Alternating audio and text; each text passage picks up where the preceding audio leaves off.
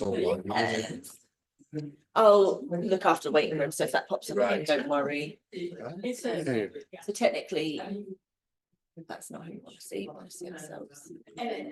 So this is, that's what your view is. Yeah. So, That's what their view is. yeah. Yes, that's probably a better way to say it.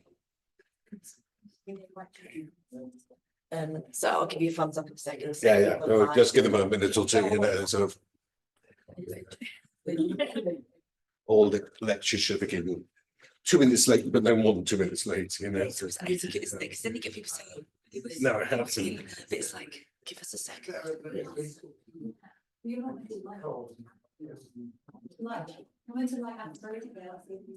me to open it up? So I'll start letting people in now. Yeah, open it up, yeah, yeah.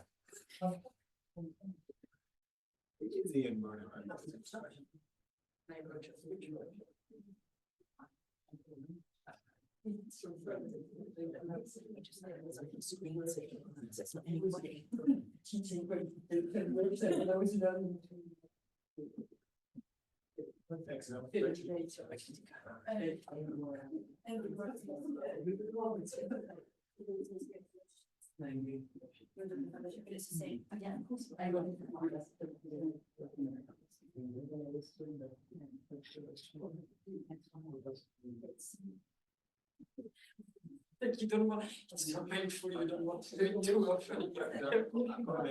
So this is actually qualification. So you have like. Or you skip the course and you do like a portfolio, like recognition of experience. And the language is like this.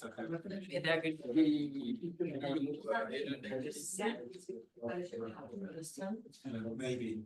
We start with 1 minute past. How many people do we got? Just let me- We've got 23. 23 people online.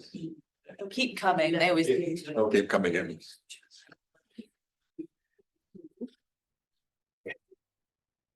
Good evening and welcome to the Parkes Institute of the University of Southampton.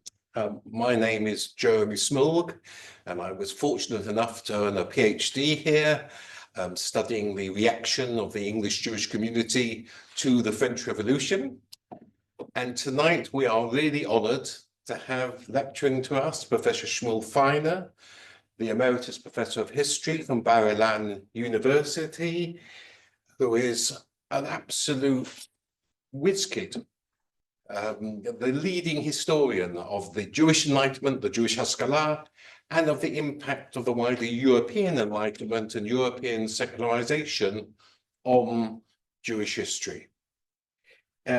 He has won every prize you can think of inside the Jewish history world. It's a bit embarrassing. He didn't leave many prizes for other Jewish history professors, but his prize winnings include the Shazar Prize, the Koret Jewish Book Prize, the Vizslicher Prize, the Alexander Humboldt Award, you name it, he's won it in his time. His books include his recent 2-volume publication on the Jewish 18th century, his publications on Haskalah and history, the emergence of modern Jewish consciousness, his book on the Jewish Enlightenment, his book on Moses Mendelssohn, and his book on the origins of Jewish secularization.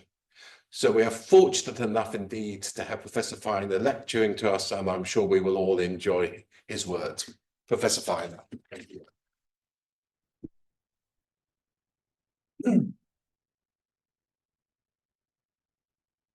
Thank you, Jeremy, for this kind introduction. And shalom and good evening. It's a great pleasure for me to be here with you here in Southampton University. And I would like to thank Professor Neil Gregor and the Parkes Institute for this kind invitation. For me and my wife, it was also a wonderful opportunity to visit Southeast England in this beautiful early spring, but also we are enjoying very much our heart is in a different place where history is being written anew every day. Yesterday evening, we watched the Hamilton musical here, the Mayflower Halls, highly recommended. And the famous sentence, allegedly by George Washington, that history has its eyes on you, actually accompanies us also here in England. This is the complex and contradictory feelings that I personally have when I'm here and inviting you this evening to join me into a visit to the 18th century.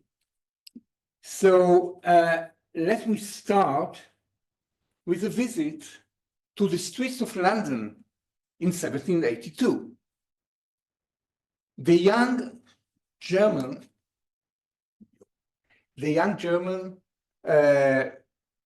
traveler, Carl Philipp Moritz, the man who developed experimental psychology, reported in the journal of an incident that took place when his carriage stopped at Kensington. Still trying to move to the second slide. Great, thank you. This is the guy, Carl Philipp Moritz, the man who developed experimental psychology, and he reported in his journal of an incident that took place when his carriage stopped at Kensington. A Jew wished to board it, but there was no room, and he refused to ride, clinging to the side of the carriage. So Moritz's fellow passengers said it was ridiculous for a Jew to be ashamed of riding that way, as he was nothing but a Jew. You may not believe it, but the prejudice and distaste for Jews, Moritz told his readers, is far more prevalent here, means in London, than with us in Germany. Just a few weeks earlier, Moses Mendelssohn, who just mentioned and wrote his biography, was complaining about the great difficulty in uprooting prejudices, commenting in despair. Reason and humanity raised their voice in vain because prejudice has grown old and lost its sense of hearing. At this moment, he was quite very pessimistic.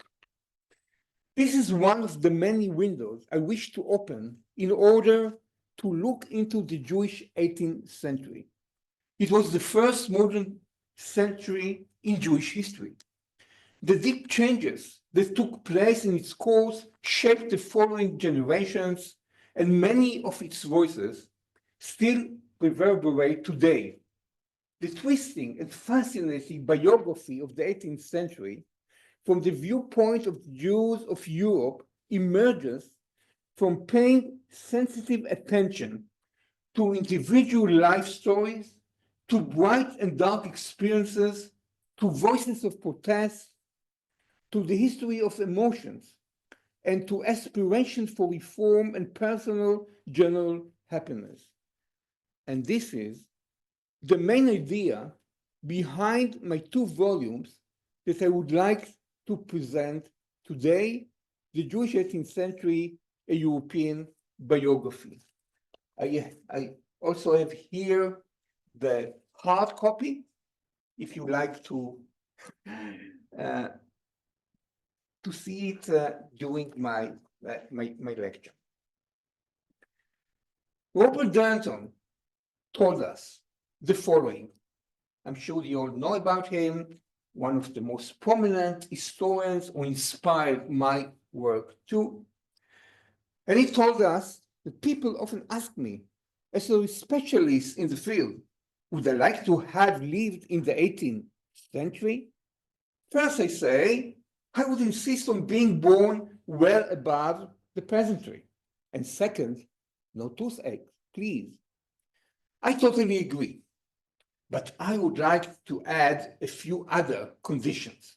For me, as a Jew, only in London, Amsterdam, or Newport, and certainly not in Prussia or Poland, and preferably as a Sephardi wealthy male, such as the one who was painted by the famous William Hogarth and appears on the cover of my first volume. You see it, yes, in the middle. And there's a lot to say about this figure and Hogarth painting the Jews, but not the one of the blind fiddler who appears on the cover of the second volume. You can see him in the corner actually leading this wild parade. So from Danton to Dickens, I'm sure that no need to convince you 18th century is so important, but Charles Dickens described brilliantly the contradictory trends of the 18th century from the post-revolution perspective when he wrote those famous lines in his A Tale of Two Cities. It was the best of times, it was the worst of times, it was the age of wisdom, it was the age of foolishness, it was the epoch of belief, it was the epoch of incredulity, it was the season of light, it was the season of darkness, and etc.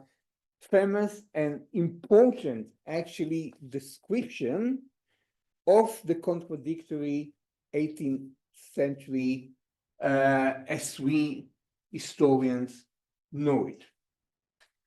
Toward the end of the century, several leaders of the Jewish Enlightenment movement, the Haskalah, was mentioned by Jeremy, they came to share this mood.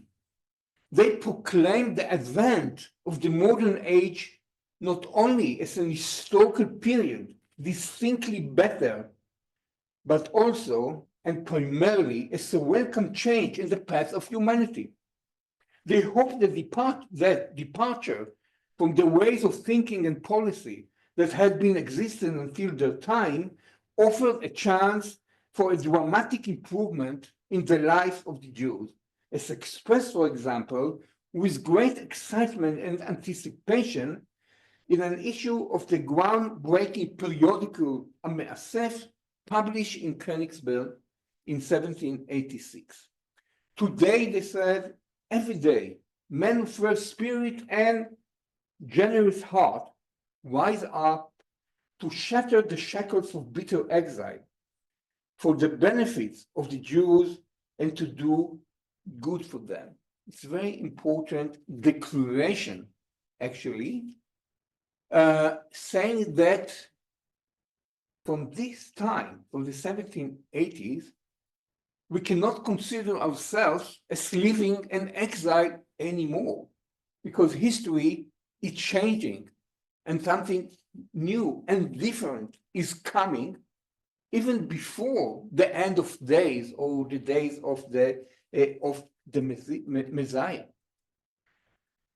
And they hoped the departure from the ways of thinking and policy that had been existing until the time offered a chance for a dramatic improvement in the life of the Jews as expressed, for example, in this sentence. Of course, this optimistic view was partial and expressed a wish rather than an historical reality. As defined by Dickens, the biography of the Jewish 18th century is rich in conflict. It was certainly not the age of enlightenment or the age of reason. The tension between the new era and the old one, with its opportunities and dangers, dreams and apprehensions, determined the course of its life. Those who thought religious revivalism confronted conservative opponents who suspected them of heresy, and those who designed plans for a fundamental reform of education confronted the rabbinical elite, jealous of its authority. The outlines of the vision of a future for an improved and enlightened world where reason and humanism would overcome barbarism, will mingle with the opposite picture of the world, painting reality in the gloomy colors of collapse. Struggles to remove the restrictions imposed on the Jewish minority in the name of humanistic tolerance, beginning of emancipation, met with suspicion regarding the damaged character and the foreign nature, and the danger that it posed. At the centers of ferment and tension in Europe, and particularly among Jews, the power of modern autonomy was manifest. And this is one of the major themes of my biography of the Jewish 18th century. The identifying marks of the new self, as described, for example, by Richard Taylor, of the individual who recognizes his or her own value, are visible in almost every one of the stormy disputes that arose in the public realm. I would also like to warmly recommend the new book by Lynn Hunt, Exploring the Emergence of the Revolutionary Self. Quite new book and very, very important to this issue. The study of modern Jewish history in Europe usually treats communities, the growth of new movements, social issues, relations with the Gentile world, schools of thought, influential figures, books and movements, and it tends less toward the full reconstruction or comprehensive sketching out of an entire period. My wish was, in those two volumes, to present the period between 1700 and 1800 as an historical framework for the retelling of the history of the Jews in Europe. In two volumes, each covering half a century, in a chronological account in which the points of interest and the main lines are events and life stories in the region between England and Poland, Lithuania, but also partly the land of Israel and America, this book constructs a history of a century, traces its principal trends, and mainly offers broad scope for the observation and self-understanding of the people of the time. And today, I would like to highlight one particular year in the Jewish 18th century, the year 1782, and to study its meaning. You can think, what do you know about this particular year? There are many things that happened during this year in European history and in Jewish history. It is an example taken from the second volume and demonstrates the importance of zooming in and delving deep into a single year to touch history as close as possible. I believe that this is the mission and dream of all historians. And let's start with Moses Mendelssohn, the Jewish philosopher from Berlin. He was not a particularly optimistic person. He was rather skeptic about what his contemporary Immanuel Kant, for example, regarded as a fundamental principle of the Enlightenment and the ethos of modernity, the ability of humans as rational beings to change, to reject prejudice, and to cast off their dependence on representatives of authority and tradition. Mendelssohn had little faith in a future in which the values of humanism, morality, and reason would guide man's behavior. He believed that under every stone, barbarism, that was a word that he used very often, was awaiting the chance to raise its ugly head, to impose on man the shackles of religious coercion and civil oppression, to rob them of their dignity and to mock their optimistic dreams of the Enlightenment project. But in the winter of 1782, this skeptical philosopher was for a short while swept up with enthusiasm. In the first week of January Nathan, the youngest son of Moses, and from it, his beloved wife, was born and received into the family with great love and joy. Only 5 days earlier, the Edict of Tolerance patent, signed by the Emperor Joseph II, had been published in Vienna, arousing great hopes and expectation. You can see here, this edict was described as something that, as a religious revelation in a certain way. So, and a few weeks later, at the end of this first month of the year 1782, the end of January, Naftali Herz-Vezeli, far-reaching program for the transformation of Jewish education was printed in Berlin. Mendelssohn was very, very happy. Thank kind Providence, he declared, that I live to see yet in my old days the happy times when the rights of man are beginning to be taken to heart in their true extent. From his perspective, in the capital of Prussia, then under the rule of Frederick II, he witnessed the progress of several processes so historically significant that it seemed they might, after all, signal a revolutionary change. At this historical juncture, Mendelssohn observed with heightened curiosity, and he wrote the following. Both Lessing and Dom, the former a philosophical poet, the later a philosophical statement, conceived the grand aim of Providence conjointly with the rights of man, and at the same time, as the admirable monarch, Joseph II, not only followed the same principles, but also formed a plan commensurable to his vast sphere of action, the carrying into execution of which seems to require more than human power, and he is now setting to the world. And he continued, referring to Frederick the Great, or Frederick II, Friedrich II.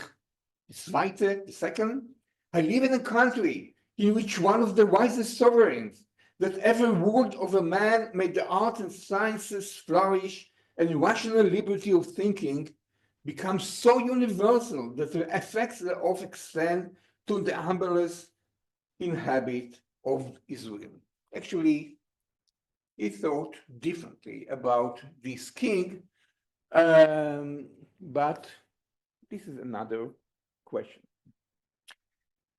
He was highly excited by his friend, Gotthold Ephraim Lessing, Nathan der Weise, the famous play that actually introduced tolerance into the German Aufklärung, the German Enlightenment. He was highly excited by the political reform plan of Christian Wilhelm von Dom on the civil improvement of the Jews, and he was impressed by the tolerance patent by the Emperor Joseph II. However, Mendelssohn's happy time was relatively brief. When he read Johann David Michaelis' critique, an Orientalist, a member who took a lot of interest in German public opinion, and Michaelis was expressing doubt that the Jews were capable of integrating into the state, and arguing that their religion, lowly moral character, and faithfulness to the messianic vision of their return to the land of Israel would make it impossible to ever trust the Jews as loyal citizens. This destroyed Mendelssohn's confidence in the possibility of change in traditional positions among the Christians. And in early February 1782, when he read the full text of the Edict of Tolerance for the Jews of Vienna, he even began to doubt Joseph II's good intentions. Nevertheless, the feeling that something was happening encouraged him to write a challenging text,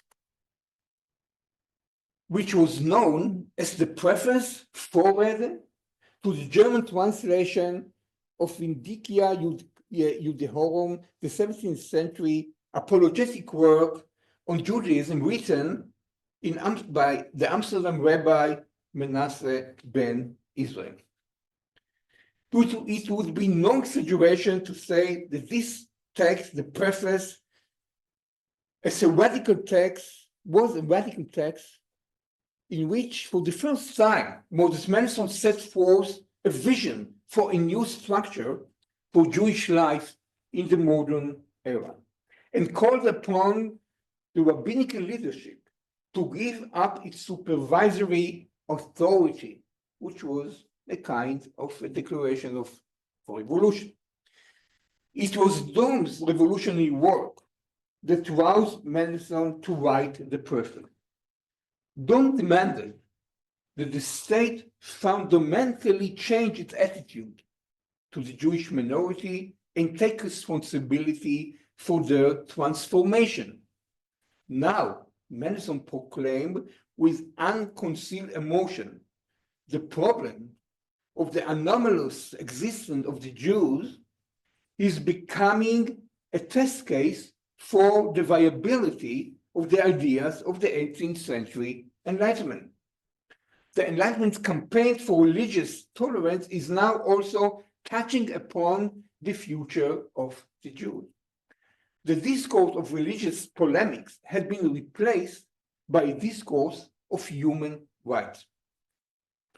And he said the following in the preface: "It is not a vindication of Judaism or the Jewish either that he, Dom, wants to write. He merely conducts the cause of mankind and defends the rights. And fortunate would it be for us if that cause become at once ours, if there be no such thing as urging the rights of mankind without at once claiming ours." The philosopher of the 18th century takes no notice of difference of dogmas and opinions. He beholds in man only. Sadly, however, this optimistic text of Mendelssohn was immediately torn to pieces. The anonymous response to the preface by August Kranz, one of the sharp spokesmen from the second rank of the German Enlightenment, shattered even the most modest of Mendelssohn's expectation. Kranz, who found in Mendelssohn's doctrine of tolerance a challenge to Judaism, stated that religious tolerance clashed with the Jewish religion and its commandments. And he called on the Jewish philosopher to acknowledge the contradiction and to deny his religion.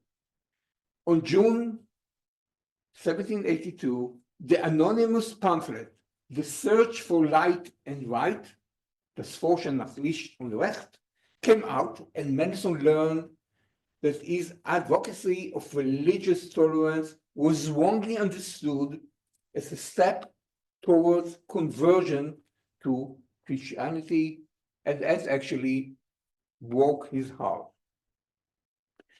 And if this were not enough, as soon as Mendelssohn wrote his preface, the persecution of his friend and neighbor, Naftali Vezeli, began. In his Divrei Shalom ve'emet, Words of Peace and Truth, the Hebrew pamphlet, Vezeli had criticized the traditional education and proposed that it be replaced by a modern Jewish school, a plan that aroused an organized protest by the rabbinical elite at the time. Members of the German Enlightenment began to doubt the sincerity of Mendelssohn's Jewish identity. People like Kranz and the rabbinical circles began to suspect that Vesely was trying to undermine the foundations of the religion. On top of all of this, and top of all this, another scandal that has raged in the north of Germany in the last months of 1782-81 and had angered Mendelssohn was still resonating. It was the excommunication by the rabbi of Altona community, this rabbi, Raphael Cohen, of a free-thinking, fashionable Jew called Nathanael Poser. The rabbi, who regarded himself as a guardian of the religious powers of the rabbinical elite, attempted to keep the members of his community from breaching the religious norms and defying the rabbis. Once again, the fulfillment of the Enlightenment seemed to Mendelssohn farther off than ever before. This is an interesting episode that happened there in Altona, Hamburg, 1781, 1782. And again, I can elaborate about this, but now it's only a milestone in my story. While inner disputes had never been absent for the collective life of Jews, in these years especially stormy conflicts arose, reflecting contempt for leaders and rabbis, like this scandal, and great concerns for the Jewish identity and solidarity. And let me give you a strong example. Based on this very rare pamphlet, there is a copy in the British Library, and I think that's all, but you can find it online. You can read Hebrew. Moshe Tzvi, apparently an Ashkenazi immigrant, recorded his depressing and confusing encounter with the metropolis of London in a polemical pamphlet entitled Olam Chadash V'Nikra Olam Hafuch, which is a new world that is called an upside-down world, named after the new and opposite actions that are found and seen in our times. Al Shem Ma'aseh HaChadashim וההפוכים הנמצאים ונראים בזמננו. It was published in London anonymously. It was a desperate protest against religious permissiveness and skepticism. He wrote that the London Jewish community was torn in two, and who knew whether it was possible to bridge the gap between the secular and the sacred, he said. Anyone whose clothes and beard looked like a Jew from the old world, Olam Yashan, receives insults. Every single day, despicable and mocking words against the customs of our religion are spoken in my ears from their mouths, he said. His awareness of historical change was especially sharp, as for example, in the second citation here, in earlier days, all of Israel were accustomed to the absolute prohibition against walking 4 elves with a bare head. And now we raise our boys while they are still little, particularly to be bareheaded. And this is thought to be good manners in their eyes. It's they and us. They are those who behave against the norms, and we still keep the Jewish norms. He understood that the people of the new world, Olam Chadash, were products of the freedom of the individual and critical thinking, and he feared the aggressive and destructive revolution, saying, for example, third citation, the new heretics and skeptics and hypocrites who have recently come and our ancestors never imagined them, whom everyone calls the new world. They rise above us to destroy us and to revoke our holy and pure Torah, both written and oral, in several ways.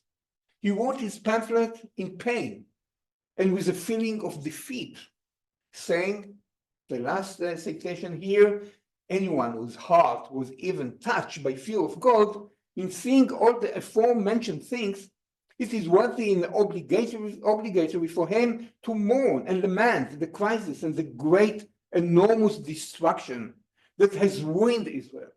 And truly, they don't have the power to protest because the break is extremely great. So secularization in London has already isolated the innocent, the Jews of the old world, from those of the new world, who sees upon the pleasure of the big city. And for those like him, the author of this pamphlet in 1780s, who are appalled, nothing remained but to recommend raising the walls between them. Again, they and us. So in 1782, there were fewer than 2 million Jews in the world, about 3/4 of them in Europe, where the largest Jewish population lived in Poland. And while fewer than 100,000 Jews were dispersed throughout the German states, several intense processes of significance to the coming generation, however, occurred there. But at the very time when faith in the supernatural was being subjected to the criticism of reason and various processes of secularization were accelerating, belief in magic was growing stronger. Religious leaders were gaining influence and prestige. So it wasn't really just the age of enlightenment. The doctrine of Kabbalah was on the ascendancy, and its books were being widely distributed in numerous copies. Hasidism, a movement of religious revival and enthusiasm, was on the rise in Poland, Lithuania, and the polemic against it was being conducted in heated religious rhetoric. For example, when advocates of the Haskalah were crossing the border from Poland to the German state to satisfy the desire for secular knowledge, one of them, Isaac Alevi Satanov, crossed the border in the opposite direction and returned to Poland. Satanov was a prolific scholar who came to Berlin from Galicia and later managed the modern printing house, the Orientalische Buchdruckerei of the German Maskilim in Berlin. But now, 1782, he arrived in Koretz, in the Ukraine, where he established one of the great projects of Kabbalistic literature in the modern era. In 1782, he printed 2 manuscripts, Etz Chaim and Pri Etz Chaim. Here you can see Sefer Pri Etz Chaim, printed in Koretz, 1782, by Rabbi Chaim Vital, the disciple of Rabbi Yitzchak Luria Ashkenazi, the famous Kabbalist from Safed Ha'ari. And these works were printed with the agreement of Kabbalistic circles from Brody and Ostra and the participation of several close associates of the first Hasidic leader, the late Baal Shem Tov. And they fostered the spread of the Kabbalah and the formation of Hasidism. The religious mission proposed by Etz Chaim books to the students was greatly inspiring. Not only did the mystical language instill religious life with a spiritual significance beyond the study of the Torah and the observance of the commandments, but men were called upon to play an influential role in an exciting dialogue conducted between the upper and lower words. So in 1782, another book was printed in the Koretz community, and that was Sofnat Pe'aneach, Sefer Sofnat Pe'aneach by Yaakov Yosef HaKohen of Polnoi. So the press printed Sofnat Pe'aneach, one of the first Hasidic books, and the last of Rabbi Yaakov Yosef of Polnoi, who was among the first leaders of Hasidism, a disciple of Baal Shem Tov. The book developed the doctrine of the tzaddik, Hasidic leader, which would become the basis for the legitimacy of the Hasidic leadership. A separation was made in the book between the new religious elite, with pretensions of being the worthy leadership, and the rabbinic leadership that met with total failure. So it was really important social and cultural schism in 1782, represented by this book.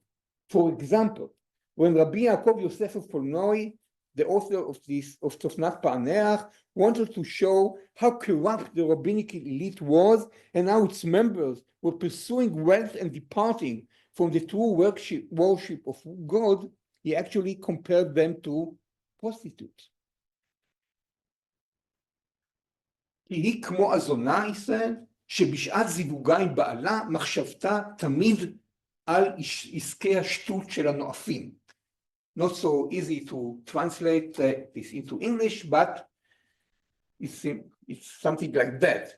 For he, the Lamdan, the Talmudic scholar, like the whore, who when she lies with a husband, her thoughts stray to the foolish matters of adulterers.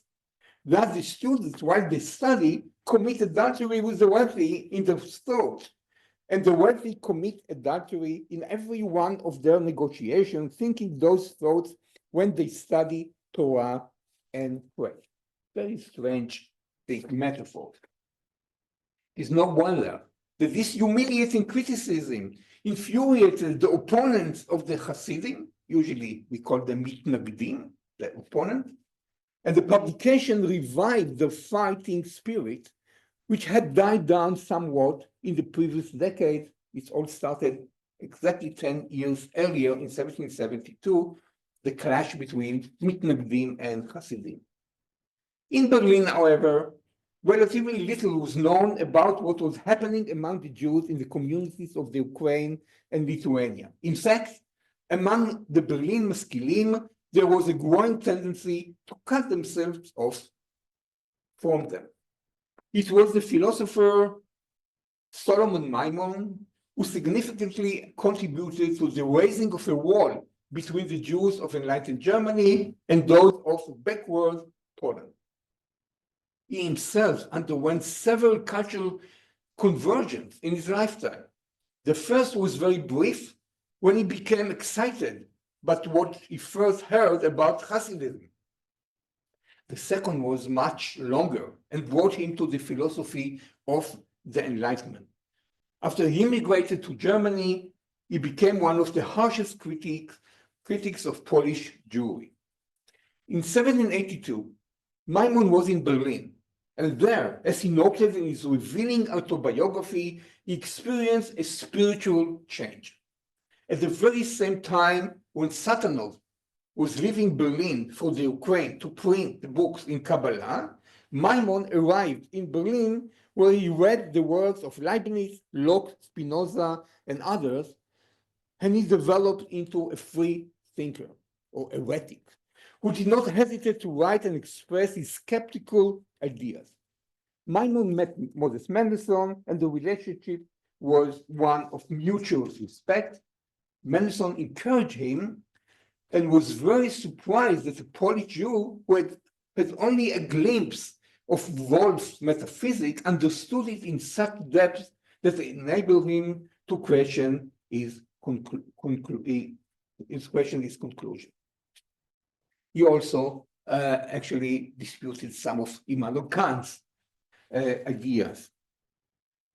The year 1782 ended with Nachal Absor, this text, a pamphlet actually, signed by the founder of the Jewish Enlightenment movement, Chevrat Dorshei Lishon Ever, the Society for the Promotion of the Hebrew Language, headed by Isaac Euchel. Unfortunately, I'm still looking for a painting or any depiction of him that we don't have.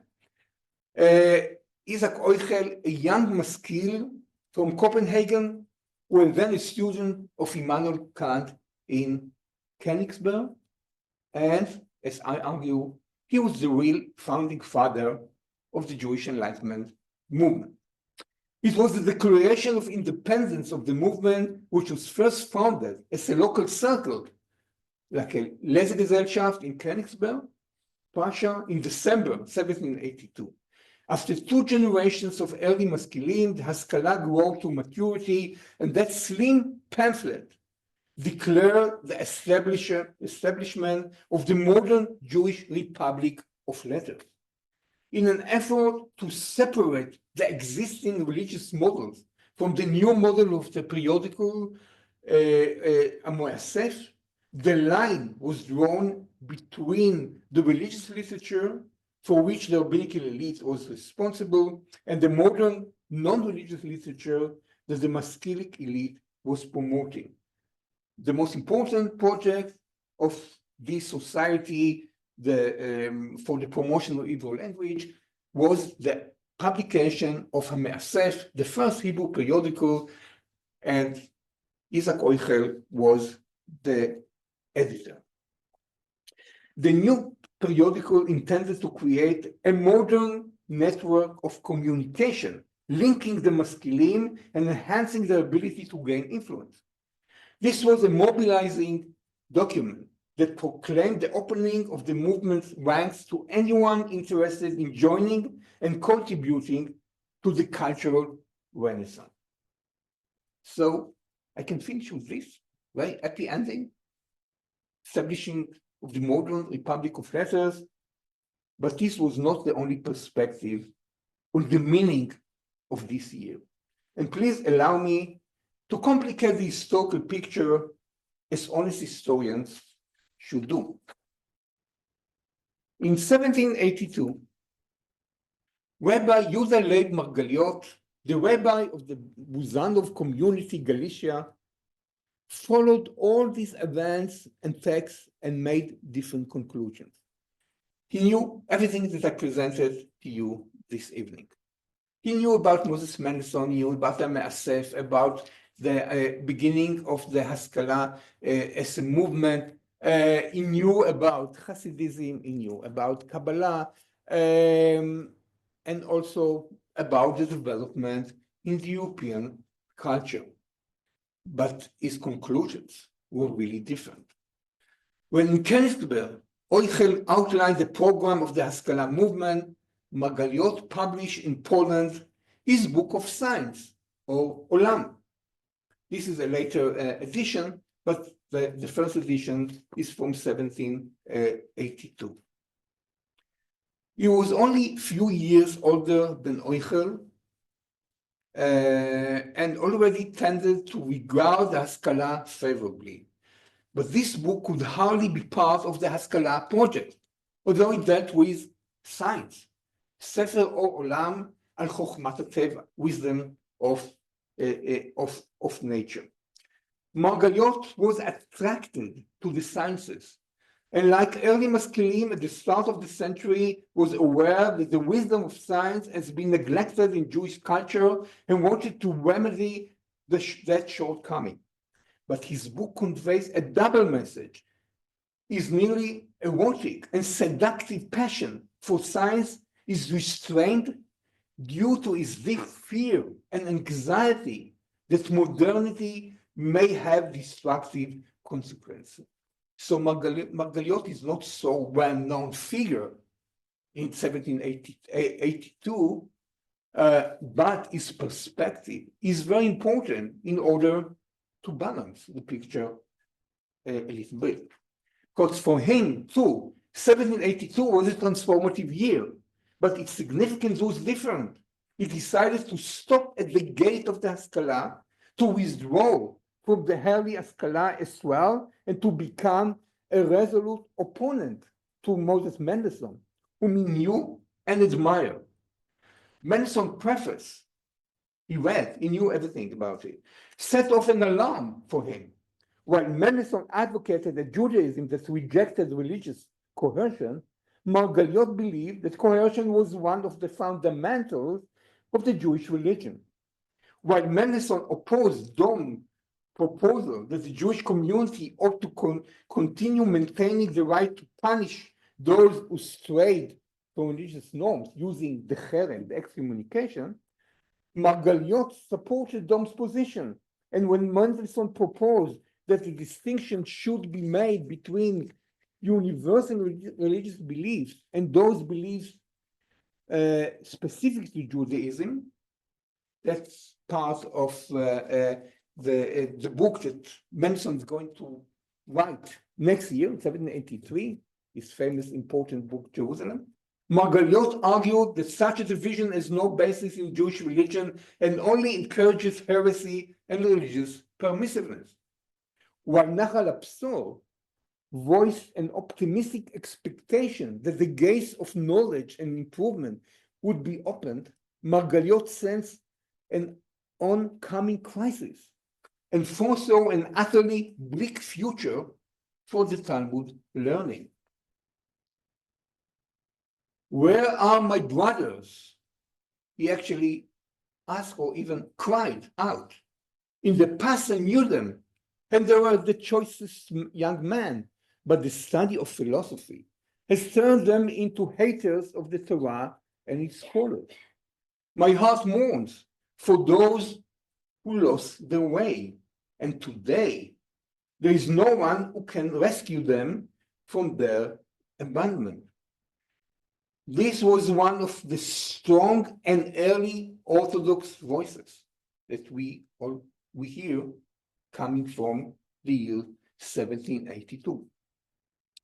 So in conclusion, if we look at the history of modern Jewish culture as a chessboard, then in 1782, most of the pieces were already laid out on the board. Maskilim, free thinkers, rabbis, fearful of change, the modern school, the teacher attempting to replace the Melamed, the follower of Hasidism and its opponent, the revivers of the Kabbalah and rational philosopher, those rebelling against the authority of the community, and those who demanded religious discipline and obedience. And there are many, many more examples. You can read it in the book. The Kulturkampf, the culture war, erupted at that point in time and marked the great schism and the new boundaries drawn in the heart of Jewish society. Trends that emerged decades earlier now mature and develop.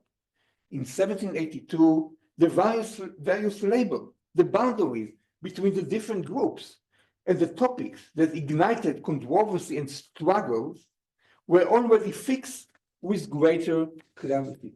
The Mitnagdim were able to identify the Hasidim, the rabbis could single out the Maskilim and the freethinkers, and the Germans could spot the Poles, another important issue that I didn't elaborate. And where was Moses Mendelssohn at the end of that turbulent year? Over a period of several months, he went from feeling of enthusiasm and hope to the anguish fear that it would be impossible to overcome barbarism. From the perspective of the end of 1782, Mendelssohn reviewed his happy time as no more than a fleeting meteor. Now and then, a dot blazes up in the midst of the great mass, becomes a glittering star, and traverses as an orbit which now after a shorter, now after a longer period, brings it back again to its starting point, or not far from it. So, would we like to live in the 18th century? Today, more than ever, I would say that I would like to take some part, at least in the dreams and great expectations for a better life for humanity. And I must admit that I often, and especially after the dark October the 7th, I find myself repeating the strong words of one of Mendelssohn's last letters, where his dreams and nightmares I mixed. And he said the following: "We dreamt of nothing but the enlightenment and believed that the light of reason would so intensely illuminate the environment that delusions and enthusiastic fanaticism could no longer be seen. But as we can see from the other side of the horizon, nighttime with all of its ghosts and demons is already falling. More frightening than anything is that evil is so active and potent, delusion and fanaticism are acting while reason contains itself with talk." Thank you very much. Enjoy the tolerance.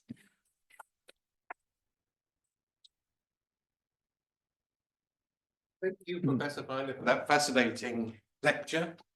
I'd like to throw the matter open for questions, observations, insights from the floor, from people who have been listening online. Perhaps I'll start whilst the rest of you are thinking of particularly brilliant questions. Absolutely, in 1782, there is intellectual ferment going on in the Jewish world, a questioning of many historically held religious beliefs. There is limited toleration in Joseph II's Austria. But would any of this have mattered without a French revolutionary belief in the concept of equality before the law for everyone, for Jews, for Protestants, for Catholics, for aristocrats, for peasants? Is it not equality before the law as a concept which really revolutionizes the continent of Europe? And indeed, French armies, by marching through Europe and knocking down the walls of ghettos, that really transforms things, and without which the intellectual ferment of the 1780s and indeed the Jewish Enlightenment, the Haskalah, would have had perhaps limited impact. So, Okay. Well, thank you, Jeremy. Now you're thanking me. You are thanking me 7 years later. Yes. But my actually mission here was to stop history, same in one particular year, 1782, without knowing the future. We don't know the future. We know what happened before, but if we just take one particular year, and this is like an exercise in doing history in a different way, and then, like in the micro history, we try to follow things that happened in this particular year simultaneously in different places. Yes, and not following even the classical narrative of Jewish history, which could be an emancipation, for example, or the Haskalah. Because if we are following emancipation, you are right. 1782, with the tolerance patent of Joseph II, it's a milestone, but the climax we arrived a decade later in 1791 with the emancipation decision of the General Assembly of the French Revolution. But of course, we can take it even earlier, and we can think about what happened here in England with the Jew Bill in 1753, and compare it to other legislation in other countries, like what Friedrich II did in Prussia in 1750, and many things like that. But my purpose in this biography of Jewish 18th century is to break all those narratives that we already know. So it's not the history of the Jewish Enlightenment. It's not the history of emancipation. It's not the history of Hasidism. It's not the history of German Jewry or British Jewry or Austrian or the Jews in Netherlands. That's we know already. We have it. But my challenge was to look at this century about 100 years. Look at 100 years, and like a biography of the century. The century is the hero of my book in a certain way. And every year is important, and I'm following year after year from 1700 to 1800, and then you get a very different picture. Then you can when you see simultaneous events, you see the connection between them. I'm still under the impression of Hamilton from last night. So, what was the connection between Jewish history and what happened there in America? There was, of course, Jewish community there, and Jewish soldiers participated in the revolution. But Moses Mendelssohn was aware of what happened in America.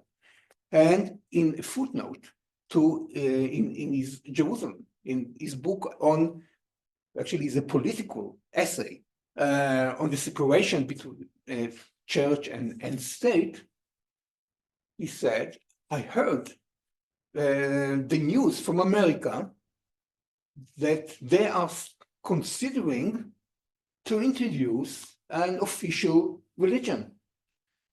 Well, that's outrageous, he said. This will be like the end of the world because we believe that what happened in America is a model even for us. And that's, he wrote in 1783, not 17, so that's a different lecture, in 1783. So there is a connection. So I apologize for the long response to your question, but you gave me the opportunity to explain a little bit the aim and mission of my biography of Jewish 18th century. Thank you. Well, this is the room where it happens. So, Tony, Professor Krishna, Thank you very much. Excellent presentation. Could I ask in terms of terminology and chronology of how many of the writers saw themselves as living in the 18th century, and do they refer to the 1823? Do they refer to 1782 as a particular year? Yeah. And so you've created these two wonderful volumes, but this would make sense. Yes. Yeah, this is a wonderful question. It brings me back to my actually dissertation and my first book, Haskalah in History, where I argue that the 18th century is the first modern century in Jewish history, because this was the first time the Jews were aware of being living in the 18th century. And we have many indications to it. And of course, living in the 18th century was not for them already a chronological thing. It was something a lot more important, because they shared the view of the European Enlightenment that the present, the 18th century, is better than previous generations, and they were very optimistic about the future. I mean, this is the beginning of new time, and I believe that Of course, not everyone. I'm not sure that the leaders of Hasidism in Poland were aware, and we don't see any indication there. But the intellectuals in the central and western parts of Europe, they were already aware of it. I can give you one interesting example from the last year, from the, when from 1799 and 1800, there is a beautiful text, actually a dialogue composed in Prague, and it's called Sicha ben Shnat Tafkuf Samech and Tafkuf Samech Aleph. This means a conversation between the last year of the century and the new year of the next century. And they actually they try to summarize what happened in the last century. There are some particular issues because it was concerning the Sabbatheans, actually the Frankists in the Frank community at the time. So the last year is complaining and mourning and saying that in my time was not so good, but hopefully the next year, the next century will be a better century.